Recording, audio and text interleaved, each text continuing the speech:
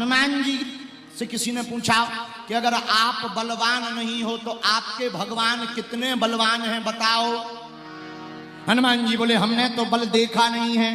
एक व्यक्ति ने राम जी का बल देखा, वो बता सकता है। राम जी का बल किसने देखा? कोई है जिसने राम जी का बल देखा हो? छत्तीसगढ़ में है ऐसा कोई? तुम हो, खड़े हो जाओ। लो चिरमिरी में मिल गओ राम जी को बल देख ले वाले, खड़े हो जाइए। भैया कैमरा कर इस पर, ठटनी के बड़े पर कैमरा कर। तुमने राम जी का बल देखा? कितना बड़ा है बता? इतना इतना है, नक कटाया आगी के लगे, फोटो खिंचवावे के चक्कर में खड़ो होगा। कहां के हो भैया? चिरमिरी के? ऐसे लोग यहीं पाए जाते हैं। हम तो पहले ही पहचान गए थे तुम्हें। बहुत बढ़िया, इतना बड़ा है लो राम जी का बल। लो अब पूरी कथा हो गई भैया, इनने बल बता दिया है, अब हमें बताने की जरूरत ही नहीं। चिरमिरी के आदमी ने ही बता दिया है। जय हो महापुरुष, फूल माला भेजो इन्हें। ये तो भाव की बात है, लेकिन राम जी का बल देखा है किसी ने? हाँ, रामायण में एक जगह हमें वर्णन मिला, एक संत ने सुनाया। किसने देखा? इंद्रपुत्र जयंत ने देखा। कब देखा? जब प्रभु श्री राम जी वनवास के समय शिला पर बैठे थे। आहा हा, उसी समय जानकी जी के बालों में पुष्प लगा रहे थे। इंद्रपुत्र जयंत को लगा अरे ये भगवान नहीं है, भगवान होते तो सिंगार में नहीं फंसते। अगर भगवान हैं तो हम इनका बल देखेंगे। तो वो कौवा का भेष बना करके आया। क्या बनकर आया? कौवा, कौवा बन करके आया और उसने श्री जानकी जी की चरणों में चोंच मार दी। सीता चरण चोंचे हति भागा। जानकी जी के चरणों में चोंच मारी, भागा, कांव कांव करता हुआ भागा कौवा। राम जी ने देखा कौवा के पैर से बूंद की, रक्त की बूंद गिरी। क्या बात है, ये रक्त कहां से गिरा? जब देखा श्री जानकी जी के चरणों से रक्त बह रहा है।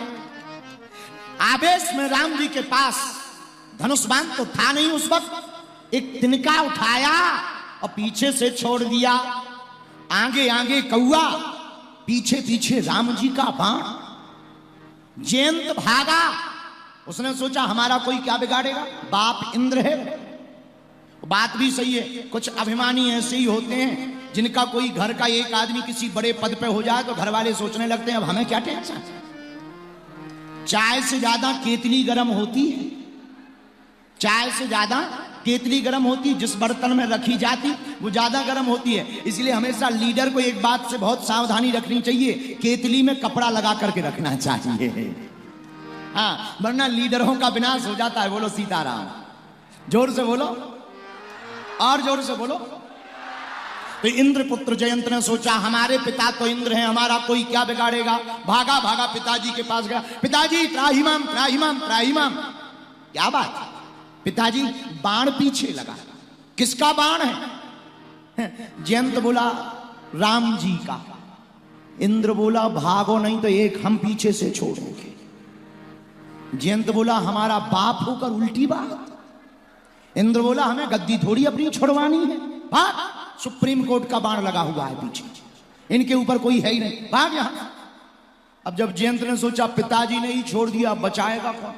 शंकर जी के पास गया। हे भोले बाबा त्राहिमाम त्राहिमाम त्राहिमाम त्राहिमाम त्राहिमाम। शंकर जी बोले कौन है? भोले बाबा मैं इंद्रपुत्र जयंत हूं, मेरी रक्षा करो। कौन है? क्या बात है? महाराज बाण पीछे लगा। शंकर जी ने तुरंत त्रिशूल उठा लिया, अभी रक्षा करते हैं। झूठ बोलने के कुछ स्थान हैं। कहाँ झूठ बोलना है, कहाँ सच बोलना है। देखो, झूठ भी वहां बोलना चाहिए जहां आपके झूठ बोलने से किसी निर्दोष व्यक्ति की जान बच रही हो। आपके वहां झूठ बोलना चाहिए जहां आपके झूठ बोलने से गौ हत्या बंद हो रही हो। गाय की रक्षा हो पा रही हो आपके झूठ बोल देने से, तो झूठ बोल के गाय की रक्षा।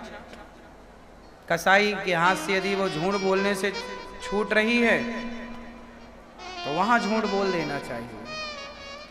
आपके संपूर्ण संपत्ति की रक्षा यदि झूठ बोलने से हो रही है तो आप झूठ बोल के अपनी संपत्ति की रक्षा कर सकते हैं।